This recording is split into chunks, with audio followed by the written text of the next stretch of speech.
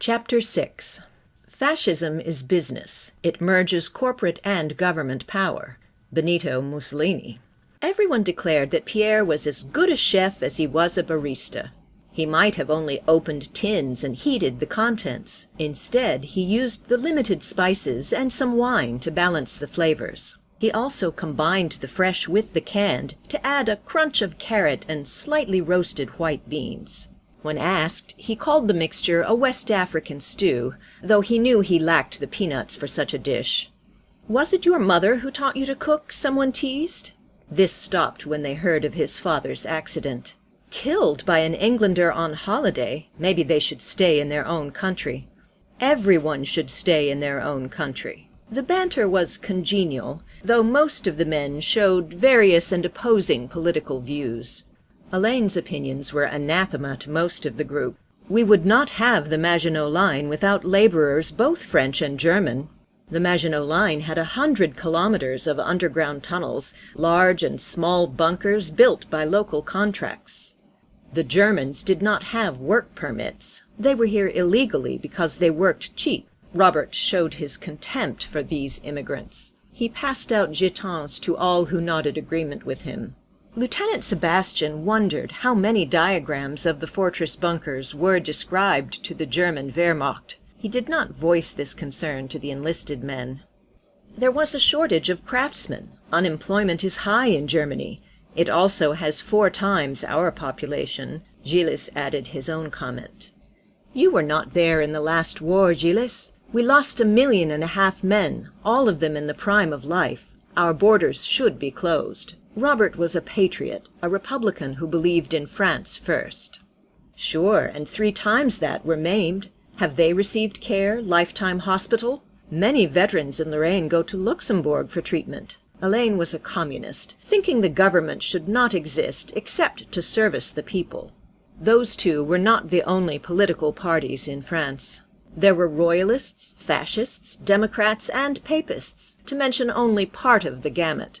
"Your brothers in Paris have done little for workers," Robert challenged. Not wanting to bolster Elaine's argument, he failed to mention that his own parents retired to a less expensive lifestyle in Luxembourg. Instead, he continued to rattle off the conservative mantra of liberal government failures. "Steel production is down. Farms are failing. We are not the nation we once were when we had a true king." "You would wish back the nobles? Ha!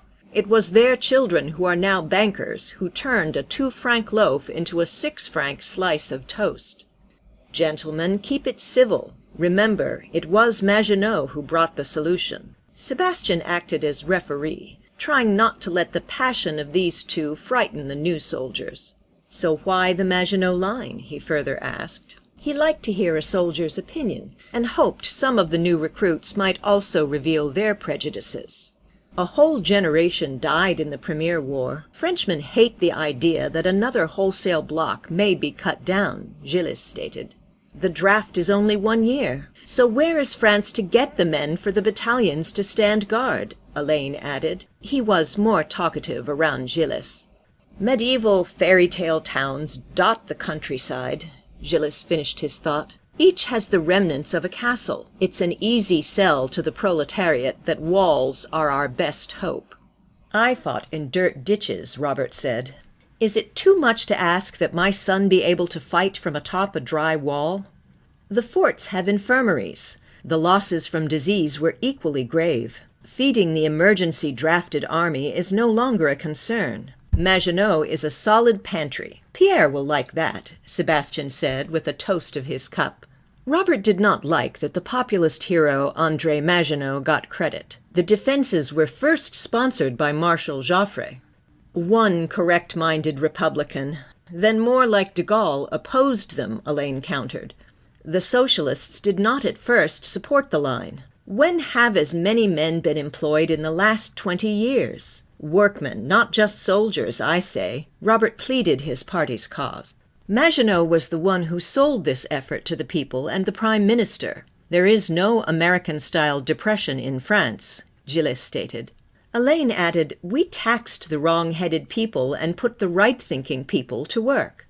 Robert succumbed to the pressure of two arguing with him. There was nothing right in thought about this. Now, Sebastian would not allow them to hint at personal attacks.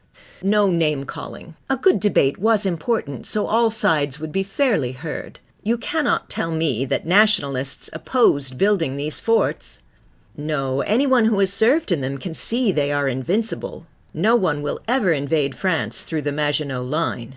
Now we have gridlock, Gilles stated. Laissez-faire economics has not worked to negotiate the short-term loans on the bonds used to pay for places, like here at La Ferte. They all looked at Gilles. None of them had been to university. Even Sebastian had been privately tutored and had not completed a degree. He's such an egghead. Elaine grabbed Gilles by the neck. Stop confusing us with big words, Robert chastised. We were trying to have an honest squabble. I miss my wife. She could argue completely with one-syllable grunts, punctured by cuss words. Which one, your second or third? My last one, of course, number 5. This remark made everyone howl.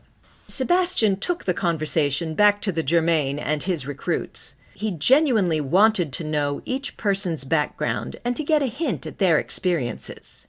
My mother, admittedly, was not a very good cook, Pierre said in his turn. She knew the recipes, but didn't have the patience to let meats properly sear. She would burn the coffee or pour it weak. He excitedly spoke to impress his new comrades. There was one man, our neighbor, a lawyer. He would demand each day while I was at school to know when I would be coming back. Pierre's voice trailed off. You are here for a year. 364 more nights to go, Elaine stated. Speaking of assignments, Sebastian had an announcement. He let them all know he was leaving. Yet I have 4 seats in my car. I will take Corporal Robert because someone must protect him from his politics, and Pierre because I am the state, he said, quoting the divine fiat of Louis XIV. A good cook was hard to find. He took Robert for about the same reason, selfishly knowing that the veteran was both great for morale and skilled at what he did. Besides adjusting the motors on gun emplacements, Robert would also keep Sebastian's car perfectly tuned. With one more seat, he paused as some started to plead, then went ahead with his decision. Elaine, you will also come back with me to Longwy. I don't want to go to Longwy, Elaine bluntly stated. There is no need to have 2 marksmen here. Your skills are much more needed at the focal point of the line. I want to stay with my brother. It's either you or Gilles. Remember, it's safer here. We are not at war? Not yet. You heard Herr Hitler insult Mr. Roosevelt, listing all the places he would not assault. Travesty, Robert added to the discussion. We are not America, Elaine said. Sebastian answered, no, but where will Germany and America fight a war? In New York? Maybe in the middle of the Atlantic? They were all silent at the assessment. If war starts, I will need you at my command. Until war, you will help run the practice drills. I am the better marksman, Gilles offered. Bring us both as trainers. You were both Olympians, but again, I leave the choice to you. You are both career soldiers. I have recommended each of you for promotion, but you both refused. Now you have a final choice, but orders will be obeyed.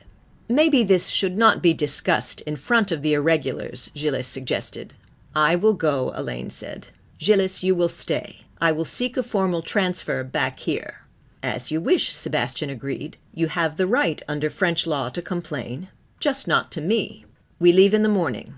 With that said, Lieutenant Sebastian walked away from the fire. He would give his men a chance to chew on what had just transpired. There was quiet until someone finally asked, You were in the Olympics? Gilles competed in the 1928 Games in Amsterdam. I was his alternate. If I had attended the 1936 Games, I would have shot that merde Hitler. This is the only place they pay me to fire a rifle. Elaine brought out his weapon from a soft-cover case, a classic 30-06 Springfield, American-made with a Swiss optical scope. I take it everywhere. Does it have a name? Robert said with a laugh. Elaine and Gilles smiled again. He's right, Robert referred back to the lieutenant's claim. This position is across from Belgium. The only danger here is from the Mannequin P. More laughter ensued. Pierre had the nerve to ask and not pretend to know. "What is that?" "A cherub pissing," Elaine explained. "It is their national symbol." "You joke?" "No, for real," Elaine answered. "They proudly embrace it. Was us French, that thought we would make fun of them."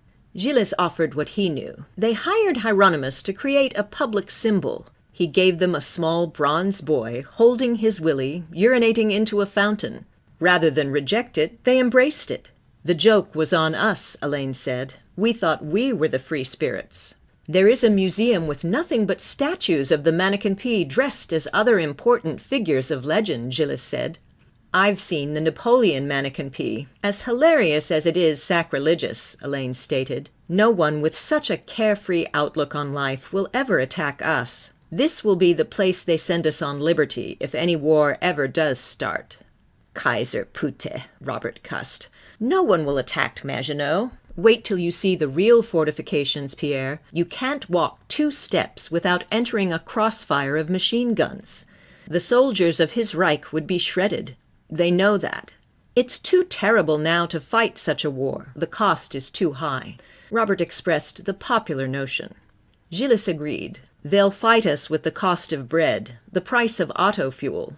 Elaine pointed out into the darkness. "We need more enemies like the Flemish. They might hate us, most of the world does, but they don't make war. At least, they never have against us."